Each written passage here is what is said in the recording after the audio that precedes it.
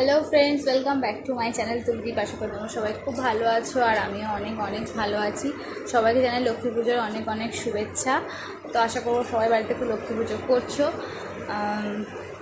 আমিও বাড়িতে লক্ষ্মী পুজো করছি, তাই আজকে উপোস রেখেছি। তো মেয়েকে ঘুম পাড়িয়ে দিয়েছি, মেয়েকে ঘুম পাড়িয়ে দিয়ে আমি ভাত বসিয়ে দিয়েছি ওর জন্য আর ওর বাবার জন্য। এই যে এখানে আমার ডাল ঘটিতে ভাত হচ্ছে, সরি ঘটিতে ভাত হচ্ছে বলছি, ঘটিতে ভাত হচ্ছে আর ঘটিতে ডাল সিদ্ধ হচ্ছে। আর